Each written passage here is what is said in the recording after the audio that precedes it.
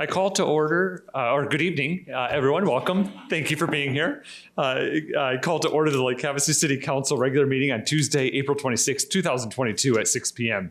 We'll now have the invocation from Pastor Ray Carter from the Redemption Hill Calvary Chapel, followed by the Pledge of Allegiance by the Keep Havasu Beautiful.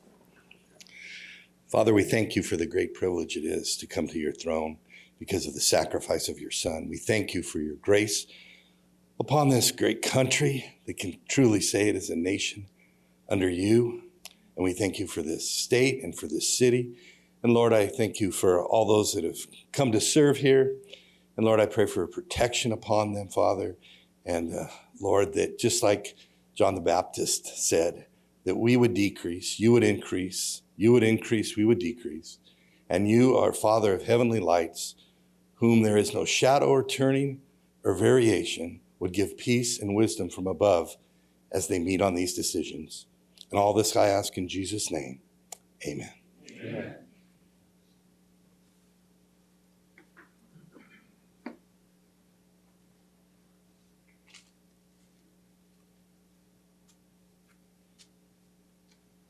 I pledge allegiance to the flag of the United States of America and to the republic for which it stands, one nation, under God, indivisible, with liberty and justice for all. Thank you, council people, mayor, city manager, for allowing us the honor to say the Pledge of Allegiance. My name is Craig Geary. I'm vice chairman of the Keep Havasu Beautiful Committee. Our chairman had a prior commitment today, so he couldn't be here. I'm here. We brought all our committee members here. This is Nancy Echeverria, Jeannie Trachtup, Denise Abel, Jenny Martini, and Annie. So we've been a part of this community for 30 plus years. Myself, I've been on the committee now for about 25 years. There's probably about 10 or 12 of us that are active members. Some things we've done in the past, we were part of the renovation of the old city airport, the removal, and the cultural center, if anybody can remember those two items out on the island. Long time ago, probably our claim to fame was the desert cleanups. We used to do that a lot surrounding the commemorative tree and bench program. That's been collaboration with the city, and it's really helped us. The Parks Department right now is doing a tree inventory, and we're up to about 5,500 trees in the city, and most of those are memorial trees. So that's really been our kind of claim to fame there. We've been involved with a lot of other things like some highway beautification projects. Since 2012, we've been out on the island. We started there at the corner of Beachcomber and McCulloch Boulevard. We started landscaping that. And we've worked with the Parks Department, and a lot of donations have come from the committee. You know, and it's been an ongoing thing. 2012, so what's it now? 2022.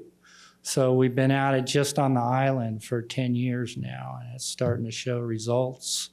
This year, well, actually last year, we won an award from the Arizona Department of Forestry and Fire Management for we demonstrated innovative and collaborative leadership of multiple organizations to implement an exceptional and strategic urban forestry project in Arizona.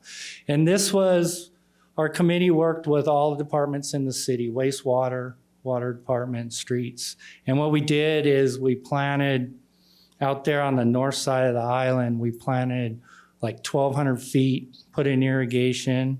The whole island's on reuse water, reclaimed water now. So wastewater got us a bunch of pipes so we could use up all their excess water.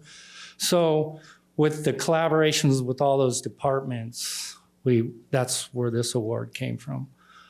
This year is kind of special. Arbor Day is coming up Friday, And we've got a donation from the Keep House Beautiful Committee. They donated $2,000 to install the irrigation.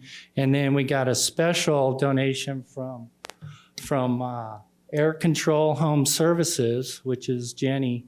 They donated $1,100 to buy all the trees. So this year's celebration, you're all welcome to come.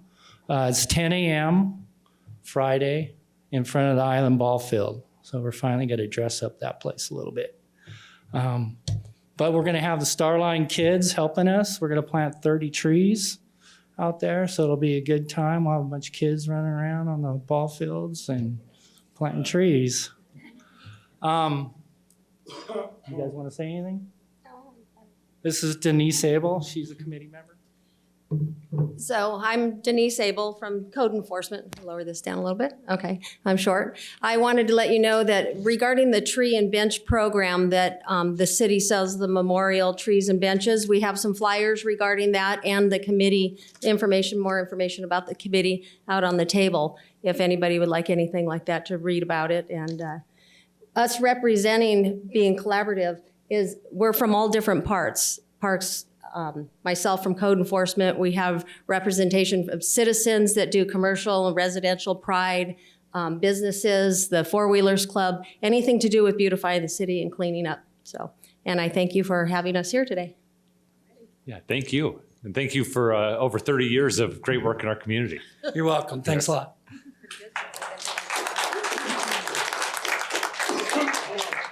All right, if item 4 on the agenda is the roll call, Ms. Williams, if you please call the roll. Council members Nancy Campbell, Here. David Lane, Here. Michelle Lynn, Here. Cameron Moses, Here. Jenny Koch, Here. Vice Mayor Jim Dolan, Still here. Mayor Cal Sheehy. Here. Thank you. Thank you. Item 5 on the agenda is the call to the public. This is an opportunity for citizens to address the city council on items within the jurisdiction of Lake Havasu City. Your comments are limited to 3 minutes. There is a light indicator box next to Ms. Williams. Green means you have 3 minutes. Yellow means you have 1 minute remaining. And red means that 3 minutes has expired. Again, we ask that you keep the items on items that are within the jurisdiction of Lake Havasu City. And because the item is not on the agenda, we can't have a two-way conversation, so we can listen intently to whatever comments or feedback you might have, but we can't have a conversation both ways. If you are here for one of our public hearings, we encourage you to wait until that part of our meeting. At that point, we can go ahead and have that two-way conversation during the open discussion. You don't have to sign up for call to the public, but we did have a few citizens do so. So we'll start in the order that they signed up, and then we'll open it up to everyone. So the first person is Stephen Tuminello.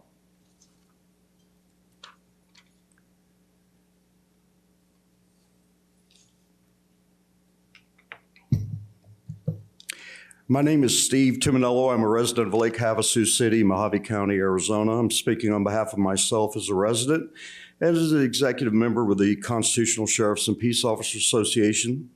I was very concerned when I first heard about the federal funding to the Lake Havasu Police Department, the amount of $1.7 million. I'm assuming that this is from the American Rescue Plan Act. From our investigations all around the country with the Constitutional Sheriffs Association, we've discovered that these funds always come with strings attached. No grant money from the federal government ever comes without commitments in the future. In cities and counties all over the country, sheriff's departments and police departments are refusing this money over the terms and conditions which are an open-ended contract, stating that you must comply with federally mandated or executive orders.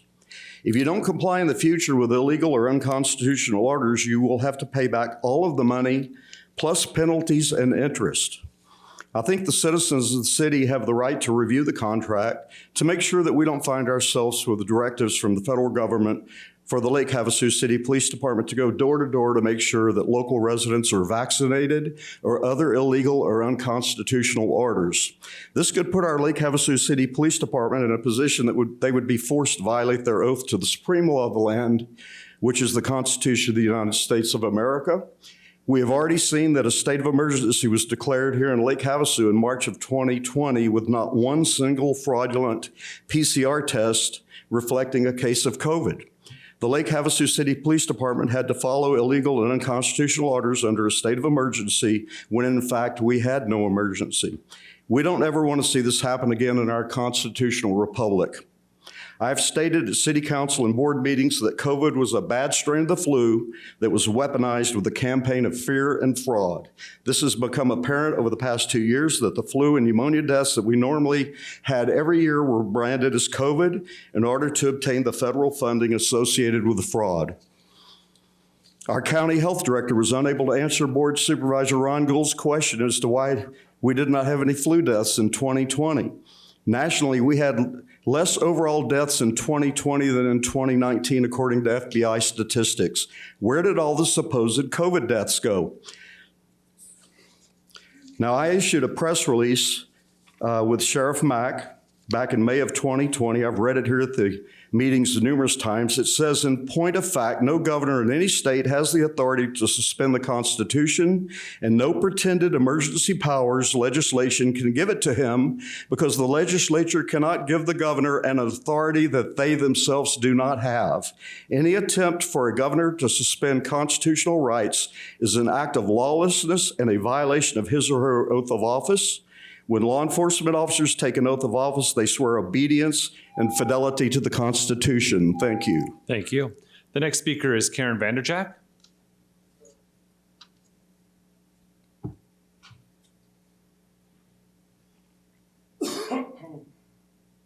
Good evening, Council and Mayor.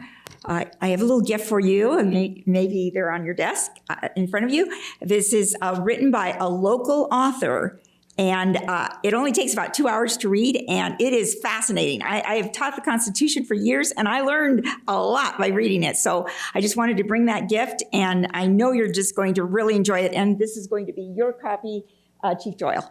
Okay, and I wanted to mention about, I was concerned about this 1.7 million also, and I had actually talked to the sheriff on the little meet and greet or whatever we had, the coffee we had with the sheriff Saturday. And I was telling him about this article about this sheriff who returned the rescue plan money. And he said that the U.S. Treasury guidelines for ARPA funds stating that the recipient of the federal money must agree to comply with all the applicable federal statutes. And he said the executive orders is the great unknown. And you just want to know what you're getting into when you sign a contract. This is what this sheriff was saying. Now, he's from Idaho, this sheriff, and he says, I cannot and will not comply with federal statutes and regulations and executive orders that are unjust. Sheriffs do not enforce or follow edicts, mandates, or executive orders passed by the federal government agencies of the President of the United States. And he says, I will not comply. And then he also said that a lot of people say, okay, well, he actually did ask for some money for COVID, for his jail, and he actually spent the money. But he said, I'm giving it all back. I don't want this money. He says, and people said, well, what are you going to do? How are you going to get the money? And he says, well, how much is your freedom worth? And he said that into a state that we'd be willing as a taxpayer to pay more in taxes to avoid depending on the federal funds with conditions attached. So anyway, I just wanted to make you aware that people are turning down this ARPA money. And especially like, our police officer, our chief of police, he's really under your jurisdiction, and we don't want to put him in a really bad position. The sheriff, he has the right to refuse the money. Now, our sheriff said, they don't give me directly the money. So, and he said, I would not want to have this money. He says, I know it will come with strings attached. So that's where our sheriff is standing right now.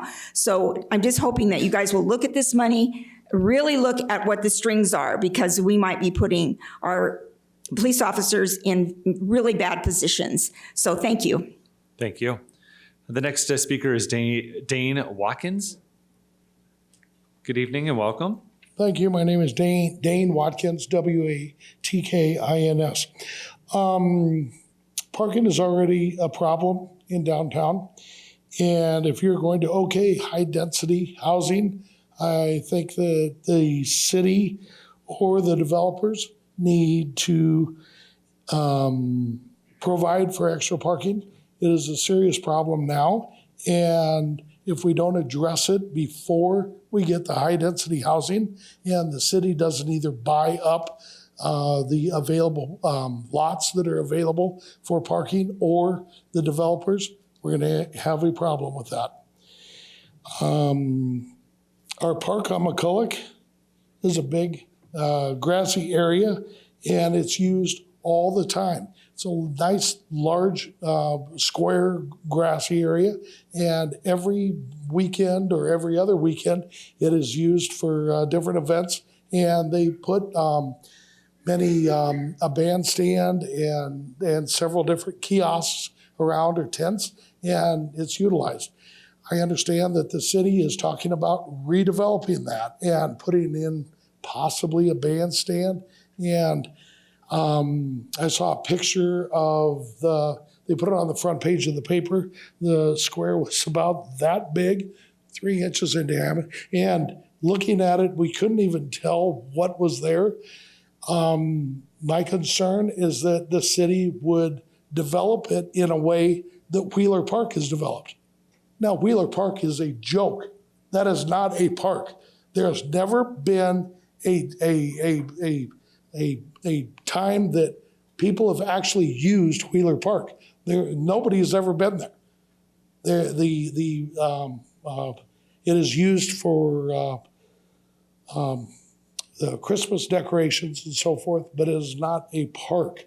My concern is that this beautiful park that we have is going to be developed in such a way that we will minimize the availability of actually utilizing it. The mini housing that is built for, based on what the paper says, $350,000 to $450,000 for affordable housing. That's kind of a joke, and I think that the city needs to kind of reevaluate that. Anybody who's coming in under the guise of affordable housing for $350,000 to $450,000, that's outrageous. The paper says that it will be 1,000 to 1,300 square feet per unit. Thank you. Yeah, thank you. The next speaker is Christine Simmons.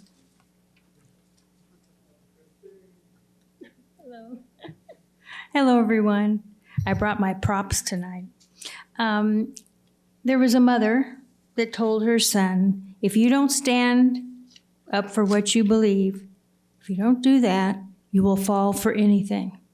So I'm talking to our citizens. We need to stand for our freedoms. We need to take a lesson from Ukraine. They are fighting for their freedom. We have history of people that shed their blood, sweat, and tears for our freedoms. So don't let your freedoms go.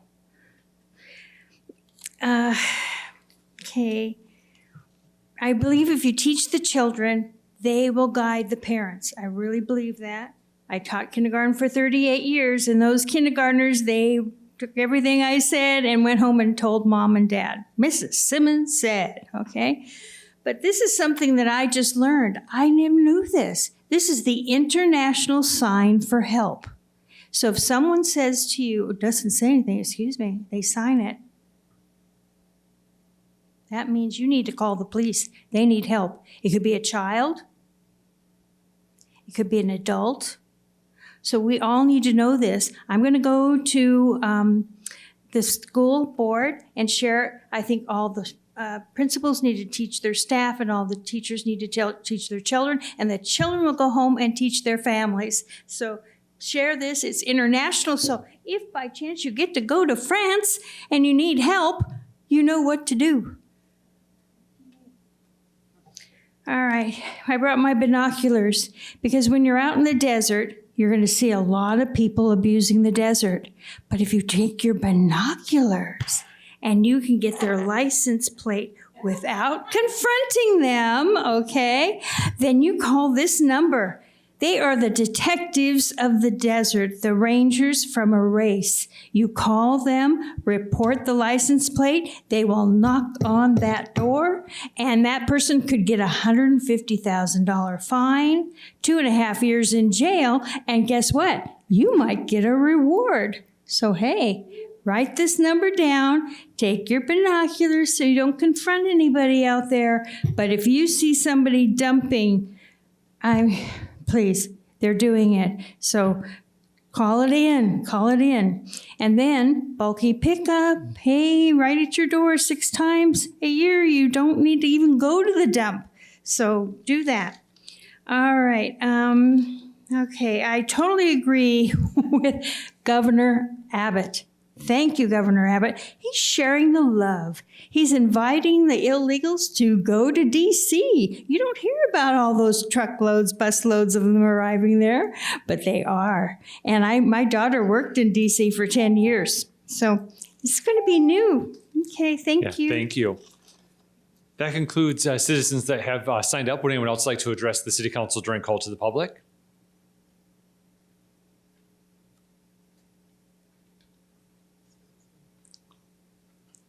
You can just make way to the podium, state your name for the record. Don Wisdom. I'm sorry I missed the last meeting. You talked about my favorite project, the courthouse.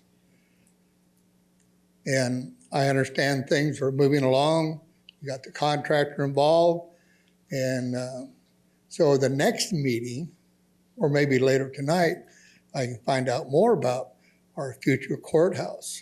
Thank you.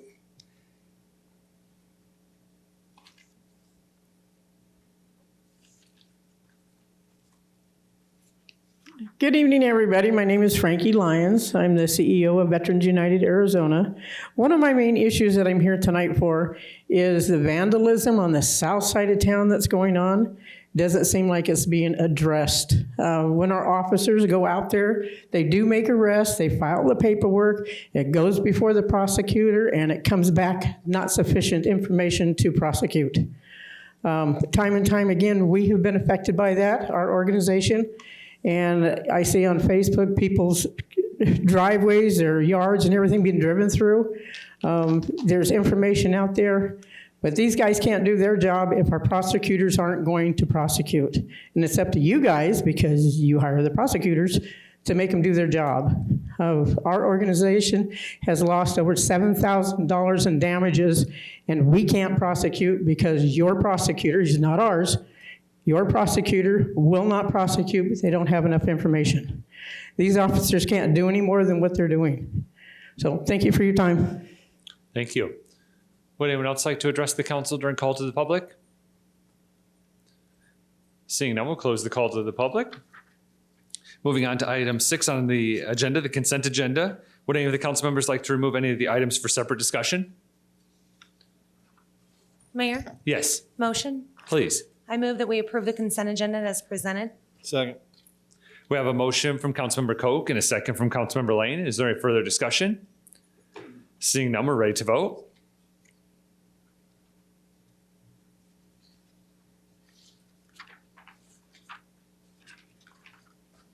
Motion carries 7-0. Thank you. Item 7 is correspondence, communications, petitions, announcements, and the city manager report. Item 7.1 is announced vacancies on Lake Havasu City boards, committees, and commissions. Ms. Williams. Mayor and City Council, there are a number of vacancies on Lake Havasu boards, committees, and commissions. The following is a listing of the current and upcoming vacancies.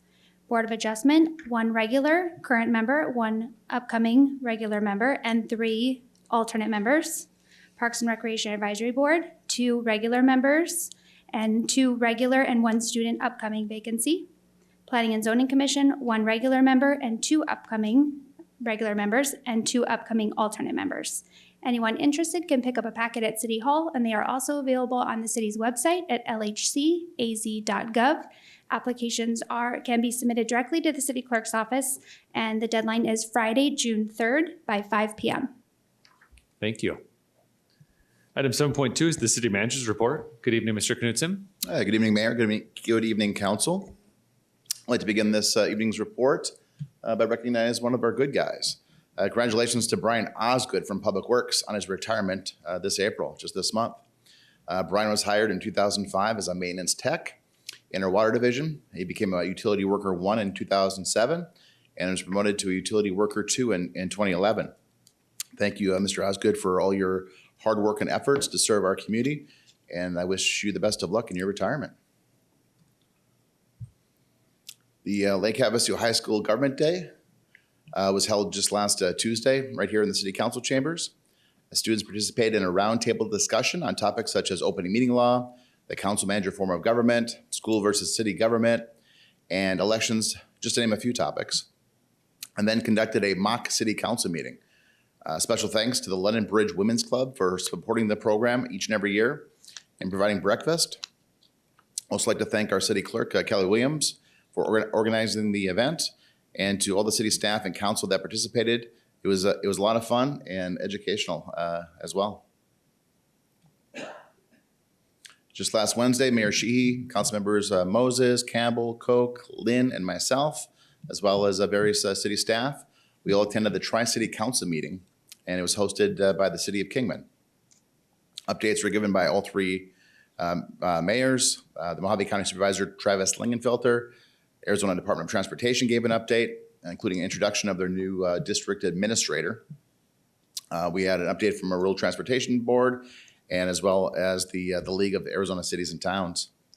As a reminder, the Tri-City Council meets quarterly and is a coalition of elected and appointed officials representing the cities of Kingman, Bullhead City, and Lake Havasu City. The council addresses a wide range of policy issues, including transportation, water, wastewater, and economic development. The Tri-City Council also serves as a forum to bring officials from around the region together to share ideas, experiences, and foster open lines of communication between the three cities.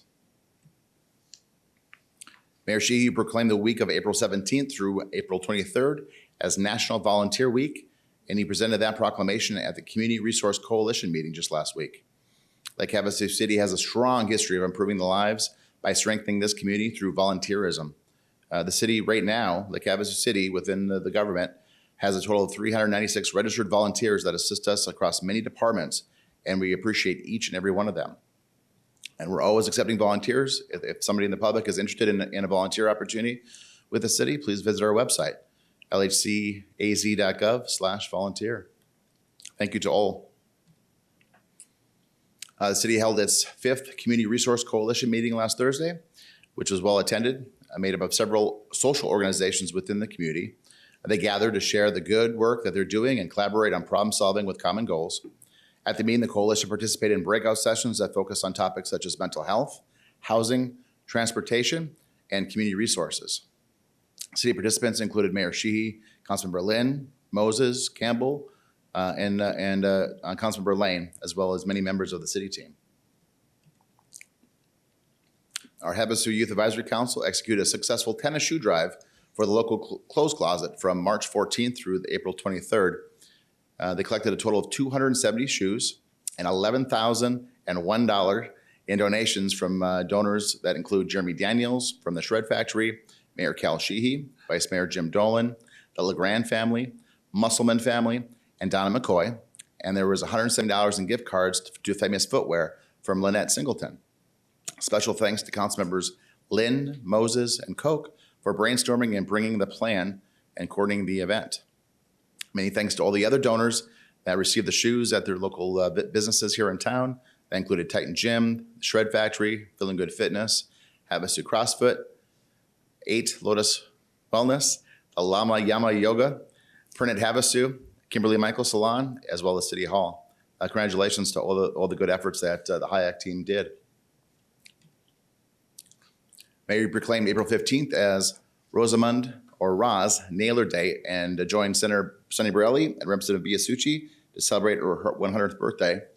Roz served her country in the armed forces as an aviation machinist mate in World War II and holds the distinction of being the oldest female Marine in the city. Happy birthday, Roz, and thank you for your service. Mayor proclaimed April 19th as Teacher of the Year Day in honor of Nisa Harris, a kindergarten teacher and now Thunderbolt computer science teacher. Nisa has worked in the district for the past 27 years, and in that time, she has impacted thousands of student lives. Congratulations to Nisa for her outstanding achievement as an educator, and thank you for all your dedication to all the children within our community. Mayor proclaimed Crime Victims' Rights Week, April 24th through April 30th in Lake Havasu City, reaffirming our commitment to creating a victim service and criminal justice response that assists all victims of crime during Crime Victims' Rights Week and throughout the year, and expressing our sincere gratitude and appreciation for those community members, victim service providers, and criminal justice professionals who are committed to improving the response to all victims of crime so that they may find relevant assistance. In the photo from left to right is Crystal Stevens Villaret. That is our city's victim service specialist. Of course, Mayor Cal Sheehy, Mary Lou O'Connell from Haven, and of course, Police Chief Dan Doyle. The community is invited to a special edition of Coffee with Mayor and City Manager. This is gonna be a little bit different than it has in the past. We're gonna meet on Wednesday, May 4th at 8:30. We'll be meeting in the Sunset Room of the London Bridge Resort, which is located at 1477 Queens Bay. So again, that's gonna be Wednesday, May 4th, not Friday, May 6th. This takes the place of that the regular scheduled meeting. The meeting is sponsored and paid for by our Partnership for Economic Development. The special edition features a moderator with a panel with Allo Communications President and CEO, Brad Moline, Director of External Relations, Doc Winiger, and Vice President and State Broadband Director for Arizona, Jeff Sabaka. And we'll be talking about matters of connectivity for residents and businesses and anticipated timelines for construction for the work for Allo to begin. Once again, there'll be no meeting on that Friday. It will cause some confusion, so we please forgive us for that. And we'll be back on track in June. With that, Mayor and Council, that concludes my report. Thank you very much, Mr. Knudsen. All right, we'll move on to item 8. Mr. Mayor? Yeah, Councilor Lynn. Can we just make a correction on that shoe drive? It was 1,100 that was collected, not 11,000. Oh, did I say 11,000? Yeah, So, I just want to make, we'd love 11,000, but it was only 1,100. 100%. It was $1,101. Yep, sorry about that.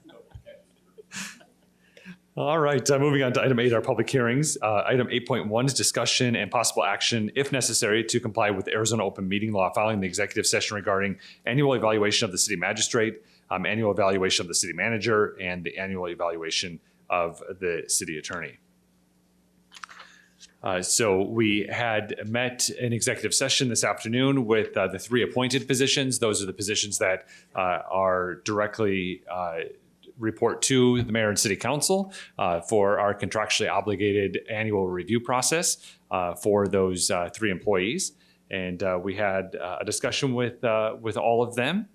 And that's part of what the process is. They're on a 2-year contract right now.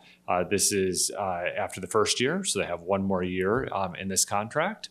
And that was the conversation that we had. This is a public hearing, but anyone would like to address the city council on this matter? Seeing none, we'll close the public hearing, bring it back to council for a possible motion or discussion. Mr. Mayor? Yes, Vice Mayor Dolan. I'd like to make a motion. Please. I move for a finding of favorable annual evaluation of the city manager, city magistrate, and city attorney. Second. We have a motion from Vice Mayor Dolan, a second from Councilmember Moses. Is there any additional discussion? Seeing none, we're ready to vote.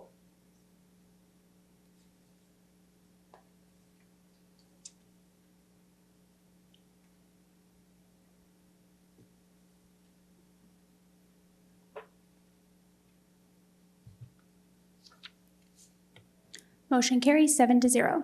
Thank you. Item 8.2 is a Class B bingo license application for the Closed Closet, Inc. Ms. Williams. Mr. Mayor, Yes. I need to recluse myself from this item. Thank you.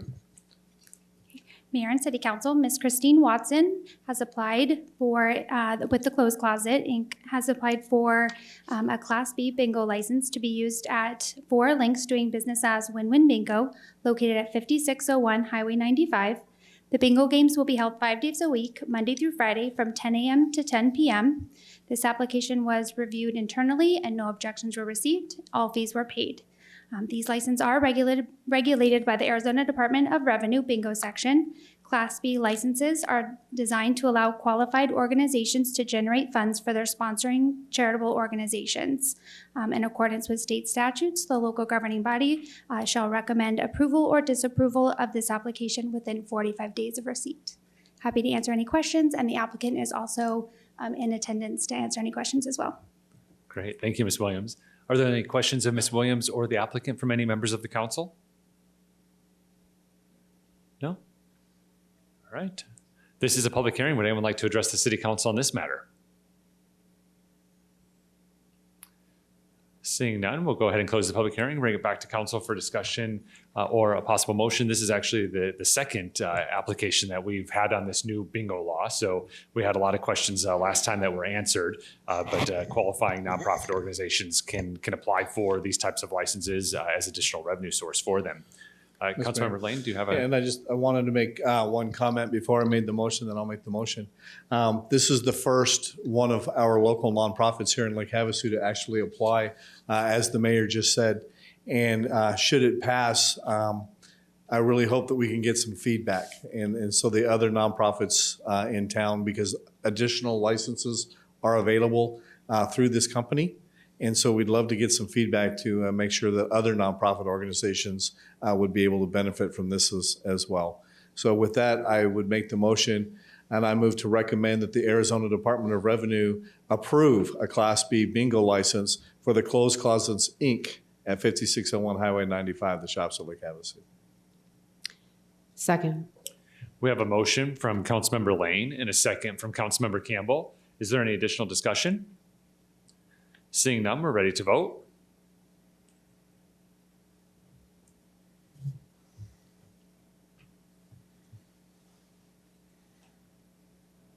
Motion carries with 6 yes and 1 councilmember recusal. Thank you. Item 8.3 is a presentation from Clifton Larson Allen LLP on the fiscal year 2021 audit results and any findings. Ms. Ware, good evening. Good evening, Honorable Mayor and Council. I'd like to introduce the next item. The city's required to have an annual audit done, which reviews the financial records, financial statements, internal controls, and grant compliance. Last year, the Arizona revised statute was updated, and now audit firms are required to present to council on a regular council meeting the audit results. And that's what we're doing this evening. So I want to introduce our auditors. Our auditors are Clifton Larson Allen. They're experts in governmental auditing. Sandy Cronstrom was our principal auditor this year, and she'll present the financial results, audit results. She's available remotely, so I think she'll get online. Thank you, Trina. Can you guys hear me okay? Yes, we can. Great. Good evening, Mayor and council members. Thank you for allowing us to present the financial audit results tonight. So we wrapped up the city's audit back in early March this year. And as part of our audit process, we examine and verify the city's management's assertions over the financial statements, and then we provide an opinion on those statements. And as part of as we're planning and designing our audit procedures, auditors evaluate risk, and that's how we determine, which areas we're going to focus more of our time on, the types of controls that we're going to be looking at. And a result of our audit includes findings and recommendations. And then even though we don't have day-to-day contact with you as the council, we deal with the city's management as we're doing our audit, requesting documents, all those things. We work for you, and that's part of why we're reporting to you tonight. And we just want you to know that at any time, if there's anything that you think you want to bring to our attention, that you're welcome to contact one of us and make sure that is brought to our attention. So in your packets tonight, you have a number of reports. I believe the financial statements themselves, there's a link to the city's website for that report. That's about a 200-page document, and I don't intend to go through that entire document tonight. But as part of the package, we have a communication to governance, which is kind of an overview of the accounting policies that the city uses, any type of estimates that are used in the financial statements, those types of things. Then there's the annual comprehensive financial report, which is on the city's website. We also, as a part of our audit, did what is called a single audit, which means we come in and we actually test for federal compliance issues. We also pull a sample and test your highway user revenue funds, and then we also give an opinion on your expenditure limitation report. So lots of reports, lots of byproducts of the audit. As I mentioned, the governance communication, I think that's about a 3 or 4 page document. You have their overview of the audit, the policies that are used. The comprehensive annual financial report has our opinion. We gave what is called an unmodified opinion or a clean opinion on your financial statements this year. The single audit, we had one material weakness this year. We had a material audit adjustment related to the landfill closure and post-closure care costs. There was a liability in the refuse fund that should have been removed by the city back in fiscal year 1920, as there was a change in the contractual arrangement that you had with related to the waste management. So that resulted in a prior period adjustment. Typically, when we have prior period adjustments, because of their size, we also have a corresponding material weakness. Related to the federal compliance piece, we did not have any matters related to non-compliance. We didn't have any internal control related issues over your federal programs. Last year for 2021, we tested the Coronavirus Relief Fund for compliance. It was about $6.4 million of your total federal expenditures last year, or 74% of those dollars were tested through the single audit. As I mentioned earlier, we also pull a sample of accounts payable and payroll transactions that are charged to your highway user revenue fund, and we test those for compliance with state statute. We did not have any findings related to that. And then the last report that we issued an opinion on is your expenditure limitation report. The city has a voter approved alternative expenditure limitation of about $133 million. The amount of expenditures subject to that limitation were about $66.5 million. So the city was well within that limitation, and that report gets filed with the State Auditor General's office. And with that, I'd be happy to answer any questions that you may have. Yeah, thank you for that analysis and review of the work that you did. You were able to take many, many weeks of work and comprise it into 5 minutes. So thank you for that. Are there any questions or comments from members of the council? No? All right, this is a public hearing. Would anyone like to address the city council on this matter? Seeing none, we'll close the public hearing and bring it back to council for any questions or discussion. Mayor, motion. Please. I move to accept Lake Havasu City's audited annual financial report and audit results for the fiscal year ended June 30th, 2021. Second. We have a motion from Councilmember Lane and a second from Councilmember Koch. Is there any further discussion? Seeing none, we're ready to vote.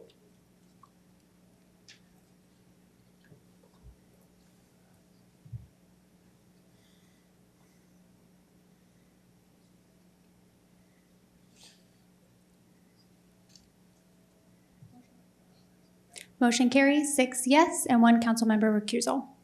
I think I hit the wrong button. Okay. We'll redo the motion? My computer's broken, I think. Okay. What? Stupid glasses. I'm like, did you get an accounting degree that we don't know about? Are we going to re-vote electronically? Yes. Okay. Let's go ahead. Just reset. I vote yay. Motion carries 7-0. All right, thank you. Thank you, Ms. Ware, and thank you, Sandy, for the report. Thank you. Moving on to item 8.4 is adopt ordinance number 22-1284, amending City Code Chapter 9.32 discharge of firearms to conform with ARS 13-3107. Chief Doyle. Mayor, Council, this was brought to you or introduced in February, and bringing this forward for adoption. This was in reference to our city code on discharge of a firearm, not aligning with the state statute, Arizona Revised Statute, discharge of a firearm. We changed the language, which would include specific ARS numbering within our code, as well as uses the definition from ARS for an occupied structure and aligns with that, and also include language from ARS for discharge of a firearm. Just bringing our language in line with ARS. Excellent. Are there any questions of the chief from any members of the council? All right, this is a public hearing. Would anyone like to address the city council on this matter? Yeah, Mr. Wisdom, if you could make your way to the microphone so those at home could hear as well. You have to ask me in the Microphone. What is the limit or city limits, in the city limits or outside the city limits of discharging? Because people go out in the desert and they shoot. It's a mile. That is a great question. So the statute actually prohibits specifically discharging a firearm in the city limits. There are exceptions that are provided for in ARS. That's Arizona Revised Statutes, the state statutes. In city limits, because in many city limits, it encompasses wide open areas, and game and fish, it allows for certain hunting activities that could fall within a city limits. So you cannot fire in city limits within a quarter mile of an occupied structure without the consent of the owner of that occupied structure. So, which would be difficult because we are a very populated area. You would have to have permission from every owner of an occupied structure within a quarter mile inside the city limits. So what we did is our city code did not allow it, but there is an exception in there that the state statute has that says without the consent of the owners, and that's one of the things that we had to add into the statute, into our code.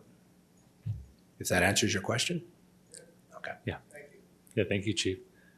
Anyone else like to address council on this item? Seeing none, we'll close the public hearing and bring it back to council for discussion or possible motion. Mr. Mayor? Yeah, Vice Mayor Dolan? Since I don't think I'll recuse myself on this one, I think I'll make a motion. I move to adopt ordinance number 22-1284 to amend City Code Chapter 9.32. Second.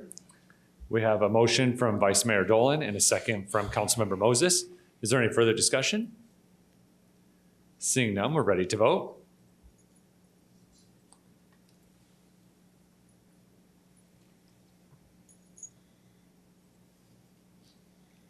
Motion carries 7-0. Thank you. Thank you, Chief. All right, moving on to item 8.5 is adopt resolution number 22-3571, establishing the Lake Havasu City Community Resource Coalition. Ms. Gary. Good evening, Mayor and Council. At the March 8th meeting, staff was directed to draft a resolution creating a community resource coalition to assist the council in distributing American Rescue Plan Act, or ARPA funds, in the areas of food, housing, medical services, agency services, childcare, senior adult care, senior services, housing, and other social services. Funding allocations under this resolution would only be awarded to entities that are in good standing with a federal tax ID and insurance, and then the funding allocations will be prioritized to entities that present a project, program, or resource that has a sustainable pathway. Under the resolution, the coalition would be responsible to develop the request and evaluation process, evaluate the funding request received, and then make recommendations to the funding distributions to the City Council. It's proposed that there are 5 regular members and 2 alternate members that will be appointed to the coalition.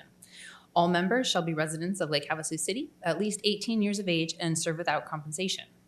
Interested citizens that want to apply for the coalition would follow the same process of their boards and commissions and apply through the city clerk's office, and then go through the interview process, and then ultimately come to the City Council for appointment. I understand that there are some concerns with the resolution that's drafted. It's just a proposed resolution, and we can make any changes that council may want to make tonight or address that. So I'm happy to answer any questions that you have and work through any issues with the resolution. Excellent. Thank you, Ms. Gary. Yeah, so this is coming back after a discussion that we had on March 8th, giving direction on what dollars of the ARPA funds or the American Rescue Plan funds can be used for any potential social service needs or needs within our community. The ARPA dollars are earmarked by the federal government for very specific pathways in which they can be used. Generally, infrastructure is the most notable of that, especially in the water, wastewater side of things. But there is an ability for social services as well to help move your community forward on any needs that might arise. And so as Ms. Gary listed out, and as is listed in the resolution in front of us, are those broad buckets of social service needs as far as childcare, senior adult care, housing, all of those items that we discussed in March. And now this would be the final adoption creating that, if that is the will of the council this evening. So with that, I'll open it up to questions, comments, thoughts from members of the council so we can talk through next steps. Councilmember Campbell? Yes, I just had one question, and maybe it doesn't go in the resolution, but as we build the board, is what we're doing, is there a way that we can write in here that there should be some sort of a matching grant portion of it, or is this the place that we would put it, or is this just to build the board at this time? And the reason why I say that is as we went through the meetings that we went through last week, we found that there was a lot of people very, very proactive already in our community and doing some really positive stuff. And they are bringing money to the table. And as an investor, I always love to partner with people that are working as hard as I am. So is the resolution the place that we would basically say that it might be some sort of a matching grant program? In other words, whatever you bring to the table, we'll look at what you have and then we'll match it so that you can expand upon it? Or is this just anybody that comes to the table, or is this the wrong location? Yeah, no, great question. So the resolution as presented tonight would have to clearly state that. So the conversation that we had in our meeting on March 8th was that we would give that, we would basically delegate that authority to this coalition board to set up the process in which to put together the application process, to review applications, to make those funding requests to us. And so obviously, if an organization wants to be competitive in what they're trying to do, if matching dollars is a thing. Now, if that's something specific that the council wants to do, we would have to do it in this resolution here that require any grantee to have some sort of a matching contribution, but that we haven't had that discussion at all prior to this comment or question that you just had. Well, that is, I would love to see this amended or changed. It's just basically a draft is what you were saying. And I would love to hear the rest of the council, how you feel about that. Because again, it brings some integrity to the organizations that are going to be coming to the board and not allowing brand new people. I love new ideas and that's wonderful, but there's always something about tenure and integrity. And for instance, if Meals on Wheels does 200 meals today, and this is what it costs them, but if we can do 400 meals, we can match that. Those are the things I would like to see. And any way we can amend the resolution to do this, I would love to see that happen. Sure.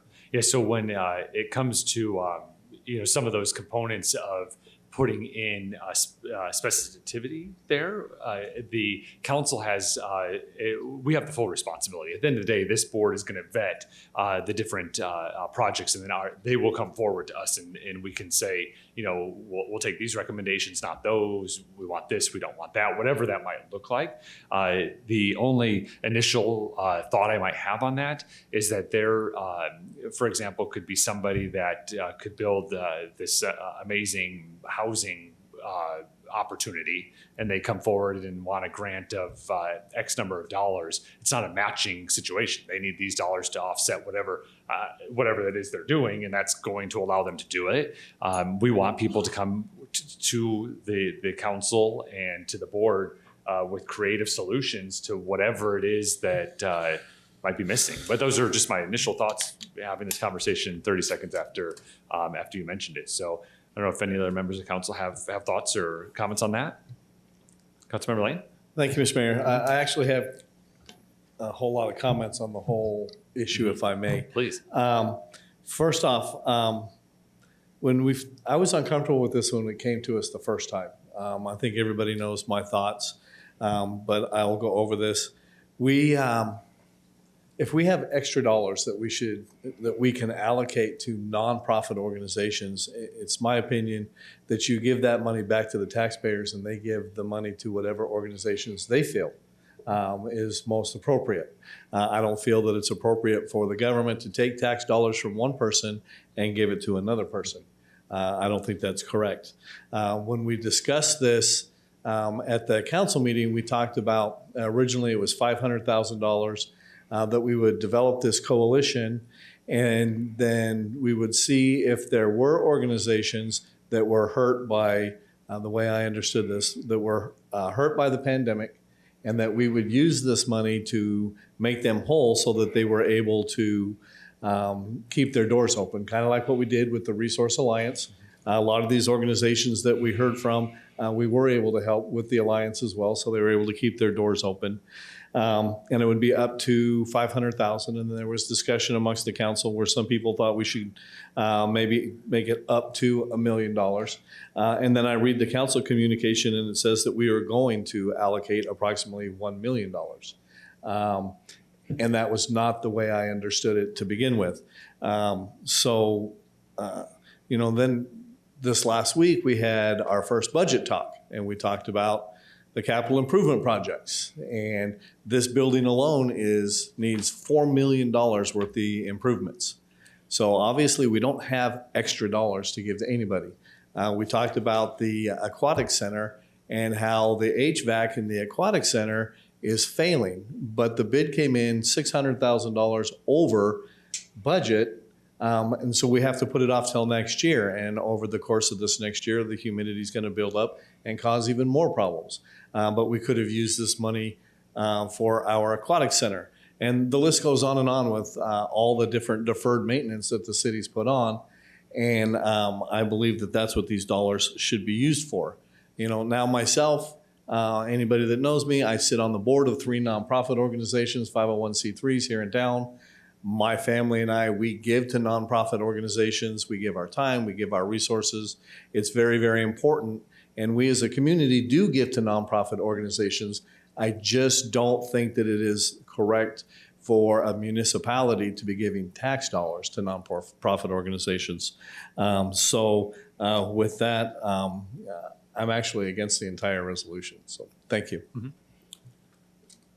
Councilmember Koch? Mayor, I have a bit of the same sentiment. And unfortunately, I apologize, I was unable to be at that meeting, but I did call into the meeting that night, and it was, I guess I had the same thought that we had talked about a lot of numbers, but we were going to start at the 500,000, and then if we needed to move up, we would have the ability to move up. But I didn't know we were going right into the $1 million. So I have some concerns there as well, especially after our last meeting this last week. Yeah, thank you. So with that comment, Councilmember Koch, if on that second sentence of the resolution in front of us, if it, instead of it saying allocated approximately $1 million, that the city council allocated up to $1 million instead of the word approximately. So the conversation, as I recall, is it started at 500, and then if 500 wasn't enough based on some of the applicants, we would go up to $1 million. Was the conversation I had. Again, we have the council on this resolution has the full authority. There's the board that we would appoint. We would have a meeting to appoint those members. We also then would take their recommendations and have to do the funding requests as well.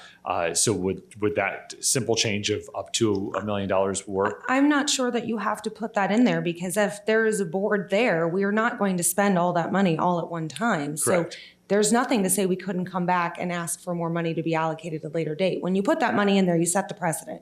I start at 500,000. If there's an overwhelming need and a huge response and we feel good about it and the community is positive about it, then we can revisit it again. But to put $1 million in there, you might as well say you're going to give $1 million.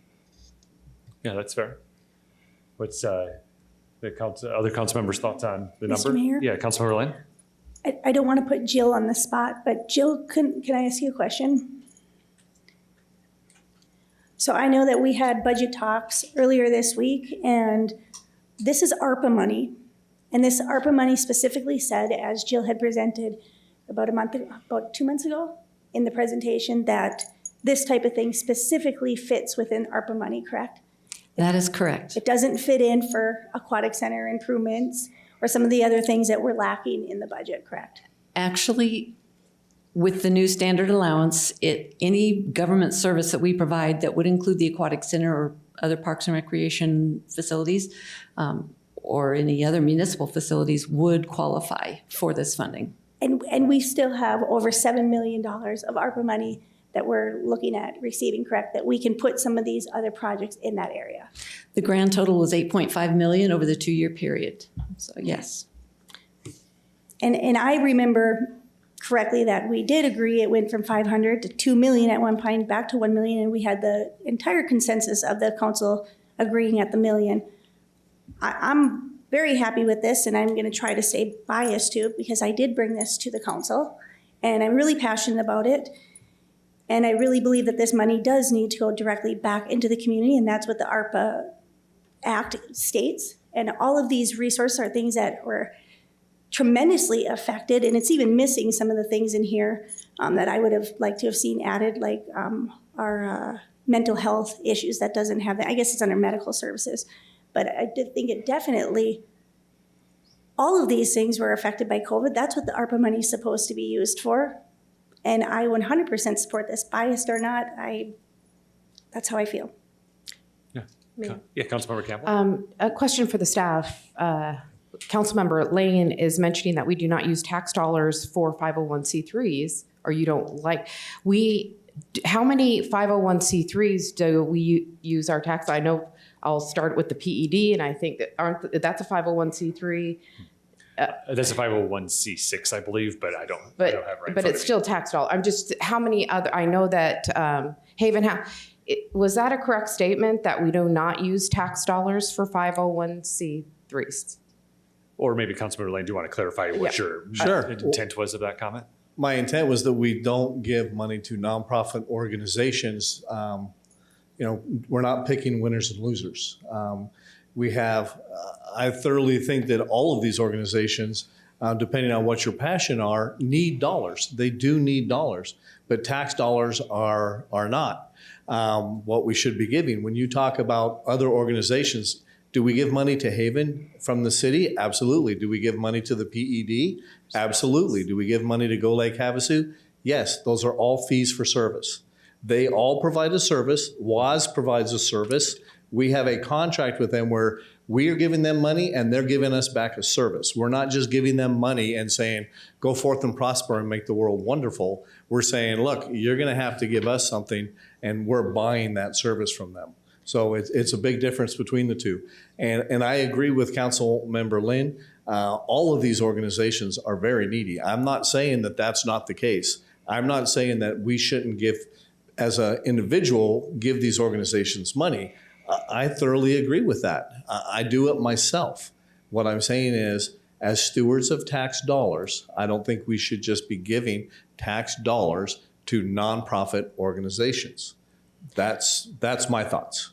And I understood that we were building this board or this coalition so that we can almost ask for services. That's what we're doing here by basically saying we are going to help with housing or the housing crisis, or we're going to help with the homeless, or we're going to help feed the elderly or do wellness checks on the elderly from COVID that are getting thrown out on the streets because they have dementia and they forgot to pay their rent. We as a community, I believe that's a huge necessity and a service for our community. So I really don't see the difference personally between what we do for the Western Humane Society or let's just say CVB or PD. I know that it may look different to different people, but to me emotionally, and I know you can't get emotional about this, but this city is a very giving community, and if it just takes the momentum, the initial marketing concept to get out there, to get awareness, we do awareness with what we're doing with dumping and littering on a regular basis, and hopefully we're getting a voice out. But to do that, marketing and time and communication and putting the money in the right hands takes money to make more money. So what I'm trying to say is I hope our $1 million investment turns into a $10 million investment with millions of volunteers trying to help. That is what I'm thinking. And I believe it's for services. I see this as a value for our community, and I believe some of these people got hurt the most during COVID, especially mental health and our elderly. And yeah, it was amazing also, though, as we sat through that meeting with the volunteers, how many feet, boots on the ground, as you want to call it, had already started doing a bunch of really great stuff. And you just want to kind of feed them a little bit more and push them along the way and promote them. Well, I will admit that we're sitting there and there's some people that have boots on the ground that haven't done anything but complain and tell you what was wrong. So I really want to support the ones that have already been out there. They saw it. They were knee deep in it during COVID. They were lifting people up, and absolutely, if they're a 501c3 and they did those services and they're willing to continue to do wellness checks on our elderly, I find that incredibly beneficial for our community and worthy of upwards of $1 million investment to start. Yeah, Councilmember Moses. Thank you. I'll just weigh in on kind of what everybody has said to this point. I agree with Ginny's concerns. I think the up to $1 million would be a nice addition to the resolution. As far as David's comments, Councilman Lane's comments, I agree. Like when I first started running for council, they're like, "Oh, why would you get into politics?" I'm like, "It's not politics. If you're making it politics, then you're overcomplicating. And social services is overcomplicating what a city actually does. And so fundamentally, this is a very hard thing for me to do. But I think we're in unprecedented times. I hope we never get ARPA money ever again. And in the ARPA language does say that, this will be used for some of these services. So while it is against my core, I believe the intent of this money could possibly be used for some of these services. And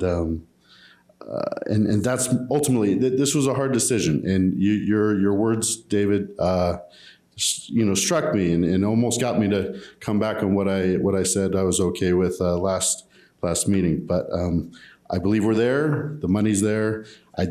I'm comfortable with it because a majority of it's going to be used for infrastructure, and that takes down the liability for all of our citizens. That makes life easier for all of our citizens, and so I'm okay with up to $1 million for this committee. Yeah, great. Thank you.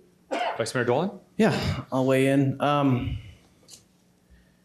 It's interesting. I agree with a little bit of everybody on this. I do agree with David too. It makes me also want to stop throwing tax dollars at promoting tourism and economic development. I mean, we put money towards that, and like I said, I do agree with the worst thing we tell people is I'm with the government. I'm here to help you. A lot of times we just constantly throw money at problems and we don't solve the problem. We tend to make it worse. Havasu is an amazing community with our community volunteerism, the clubs, the amount of service clubs out there that do what they do. And we got people sitting in the back with a clothes closet, and just hearing that story, for example, I mean, we got people that volunteer their time, and if I can help give them some money to get the tools they need to do what they do, yeah, I can kind of veer off from David's a little bit that, yeah, okay, I think in this situation, we can give them the tools they need to help out. Like I said, we do give tax dollars to promote tourism and economic development, and I don't think a lot of us are always fan of that. they also do, they don't necessarily provide a service for cost, but they do provide, just what I've seen in my experience. So we have homeless people and there's issues, or they have health issues. They call the fire department.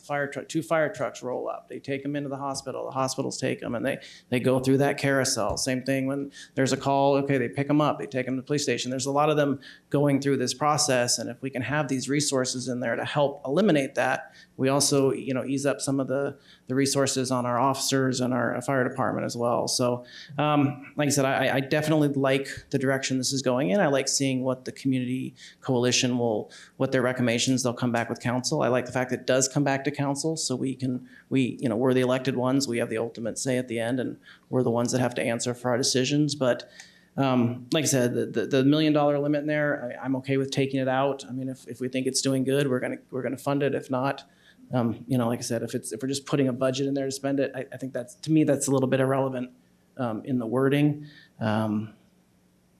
See what other notes I had here. Yeah, I definitely think we need. I totally agree with Councilmember Lane. We do need to be careful with this, and Karen, we are in uncharted territories, but we do need to invest in our community with police cars and fire trucks, and also maybe with some of the resources. We have all these amazing volunteers, and they want a building that they can meet and do some laundry for some people and help out and give shoes, and let's give them some of those resources and see what they can do with it, so we don't have to create a program where we come in and say, "Where's the government? We're here to help you." So that's just my thoughts. Yeah, no, thank you. Yeah, and Councilmember Lane, your comments I hear them loud and clear.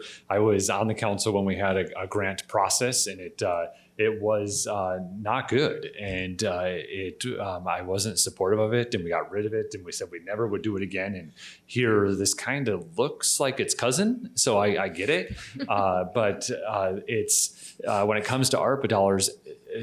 I'm not foolish enough to believe they're not tax dollars, but they did come from the federal government in a grant. So with intentions of what the money could be used for, if we don't use it for that, or we don't use it at all, the tax burden to our citizens remains the same. So the tax burden to our citizens at the federal level is not going to decrease because we're not using the funds. So in a normal situation, I wouldn't even consider a grant process or a grant opportunity. I like this resolution because it's very time certain for a very specific reason. This board's going to come through, make recommendations, and we can't fool ourselves that if this resolution passes this evening in any form, that when those recommendations come forward, it's going to be just like its cousin. It's going to be uncomfortable, and it's going to be a process that we have. But we do have an opportunity right now to assist in some of these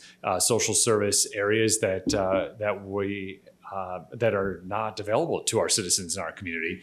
And we're not unlike a lot of cities. A lot of cities are struggling with behavioral health opportunities and options for their staff, for their citizens, with medical services, with, what do you do with affordable housing? What do you do with senior adult care? We don't really have a lot of those options either. So I can support it. I do like Councilmember Moses and Councilmember Koch's comment about the up to. If we could change that word up to instead of directly to that million, I think that would be helpful for me in the process. But I think we've all said some things, and so maybe we can open the public hearing, see what our citizens have to say, and then we'll bring it back to council for additional discussion.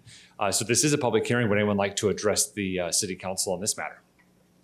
And just please make your way to the podium and state your name for the record.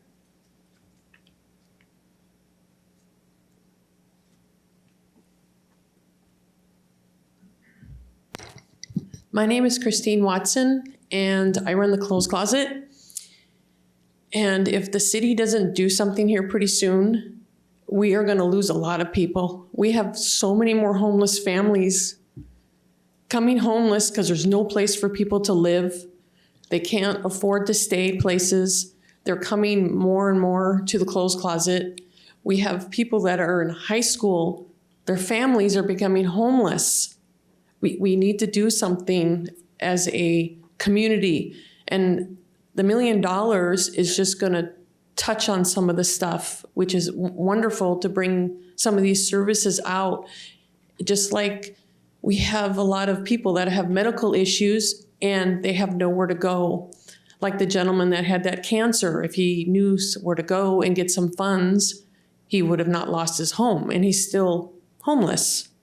And then I have another gentleman that was homeless, and he got a job, and something happened to his heart, and he ended up going in and getting some heart stuff done, and he couldn't work. So I pulled together a couple of people in the community and another organization to help pay for where he was staying at to keep him in there. And the clothes closet, which is going to be Havasu Hope, is all about putting the resources out there for our community so we can catch these people before they come homeless. That's our problem. We don't have a place for them to go. We have so many people in this community that have all these nonprofits, but they don't know what they are. And I don't even know what they all are. So I'm hoping once we get the building open, and by the time the ARPA funds come available, I'm praying that my building will be done by then. We're almost ready to put the roof on. So I'm just hoping that we can just get this thing open and run all these nonprofits through the clothes closet. So when somebody's in need, where do you go? To Havasu Hope. So we can basically put them into different situations to keep them from getting homeless or getting their mental, we need counselors in this town so bad. I don't know if we could, entice some more counselors and some more people to come in here to help with some of these mental issues. There's just a lot going on that you don't see because you guys aren't out there in jobs. We're on the grounds working and seeing these people come to us. And it's really heartbreaking. It really is.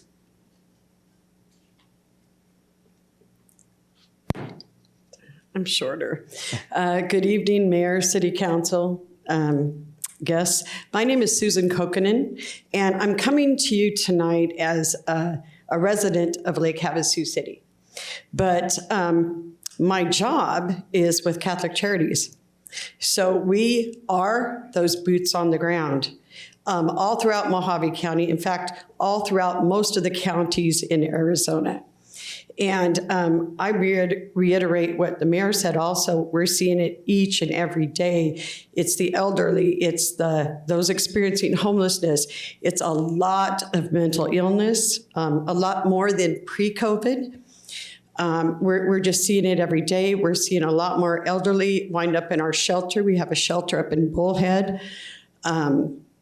I just say the issue with the city and working with nonprofits, this has always been what government does, work well with nonprofits, because a nonprofit can work in areas that the government cannot, and vice versa.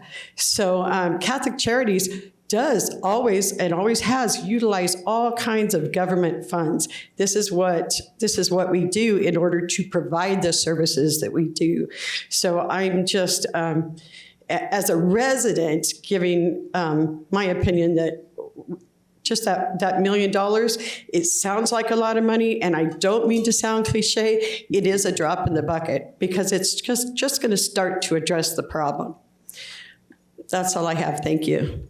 Thank you. Can I make one comment to you? I want to say that the Catholic Charities, when I was sitting in that meeting, I was impressed at how many services are out there that you guys have already started.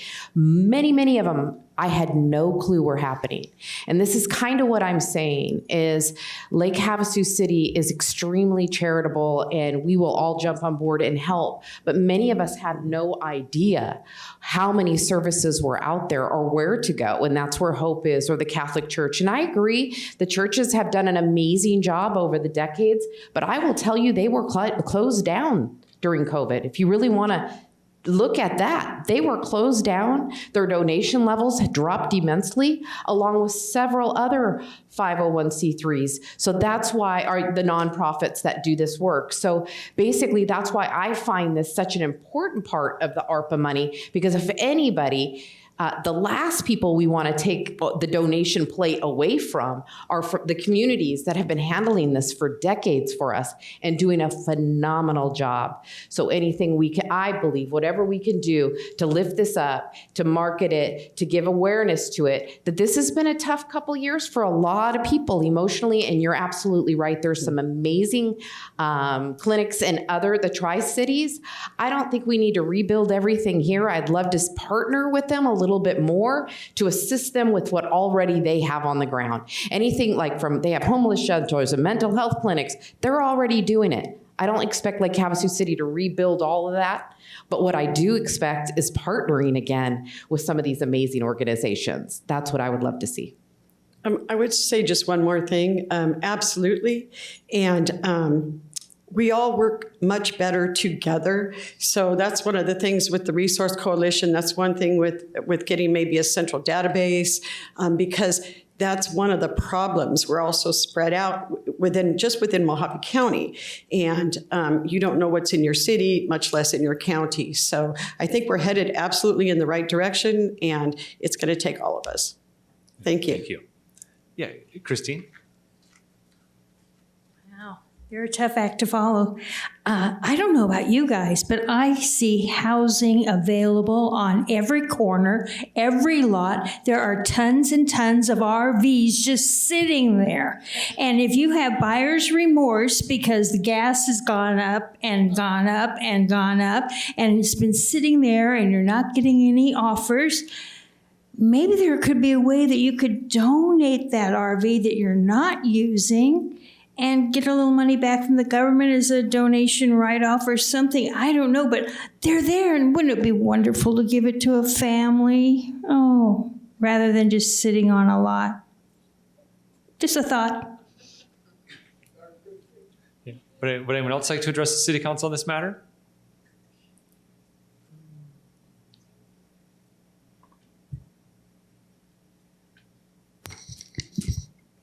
Listening to the other people with their ideas and the help they get from other organizations, but I didn't hear about the Red Cross and the other one, skipping my mind,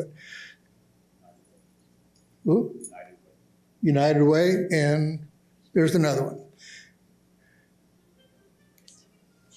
Oh, bone dead. Anyhow, that was one thought I had. The other one was medication. They were talking about getting medication. Do they pay when you go to the hospital, they give you a bill.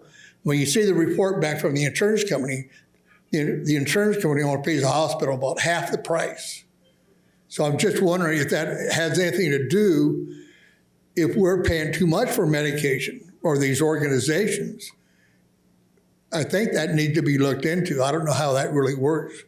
But I know when I get my bills back from the insurance company, they don't pay that much to the physician. Yeah, thank you for that. Would anyone else like to address the council on this matter? All right, we'll close the public hearing, bring it back to council. One comment I keep hearing is that we're talking about nonprofits and social service agencies. The way this resolution is written is it says funding allocations will only be awarded to entities that are in good standing with a federal taxing and insurance. So there may be an organization like Christine mentioned that coordinates RV giveaways with an incentive for those that do it. Or there could be someone that comes to the board and says, I need X number of dollars, and that's going to allow me to do the tenant improvements, and we're going to then move our for-profit behavioral health counseling services here. I don't know if any of these things, I'm just saying this is wide open and gives the opportunity for people to come and pitch their ideas to this board, the board to vet those ideas for us, then to come to us to make those final decisions. So I just didn't want us to not all understand that it's any entity that's in good standing with a federal tax ID and insurance. No, that's a good point. Nowhere in there does it say that this has to go to a 501c3. Correct. Yes. So any additional discussion, comments, thoughts from council or a possible motion? Mr. Mayor. Yeah, Vice Mayor Dolan. I feel good about it. Like I said, I mean, we definitely have a good council. I mean, we've got Rotarians, Kiwanis members. You know, we got a lot of, I think everybody up here volunteers on at least one or many other boards or nonprofits and give back. So, you know, like I said, the buck stops with us. I mean, it's going to come back. And if we get something that's a little bit out there, I mean, we can rein that in. But I think a lot of us know some of the issues, and I think give us that opportunity to help some of the true, yeah, we're going to get a lot of people with their hands out. A lot of people, they're subsidizing this. Probably can you subsidize this program? But the fact that it comes back to us and, you know, we are the elected people, I think I do feel good with that. So with that, I'd like to make a motion to adopt resolution number 22-3571, establishing the Lake Havasu City Community Resource Coalition. Second. All right, we have a motion from Vice Mayor Dolan. We have a second from Councilmember Lynn. I will ask Vice Mayor Dolan, would you consider adjusting your motion to change the word received up to, instead of allocated approximately $1 million to up to $1 million? I would amend it to up to $1 million. And Councilmember Lynn, would you agree to that? Yes. Okay. So we have a motion and a second. Is there any additional discussion from any members of the council? All right, before we go to vote, I did want to have an additional conversation. So also in this resolution, if adopted, it will go through our normal board, committee, and commission process, which is the review panel. The policy there is that the mayor or the designee of the mayor will attend, a council liaison, the city clerk, and then the staff liaison. This board is similar to the Planning and Zoning Commission, so there won't be a staff liaison because every decision that they make comes before council. So there would be a conflict of interest for any council members to participate in their hearings because those final decisions are coming to us. Councilmember Lynn has asked to be a member of the interview panel. So it would be myself or my designee, Councilmember Lynn, and again, the city clerk and staff liaison. Is the council comfortable with that? Just to clarify, Yes. so you are designee, so if you can't make it, there will be another, I'm assuming, council member that would fill that spot. So there'd always be two council members on this, but Michelle Lynn being the primary. Just for the interview panel. And Interview panel, okay. I mean, I do intend to do it, but the code is written, or the policy is written. It's the mayor or the designee for the interview process for all of our boards, committees, and commissions. So is this similar to Airport Advisory Board, Parks and Rec Board? So would we also have a council member appointed to that board as well to oversee? No, we would not in this board. This would be like the P&Z because all decisions of P&Z come forward to council for council action or discussion. Every aspect of this board, again, if this is successfully passes, will come before the council as well. So we will not have a staff liaison, or excuse me, a council liaison on this board.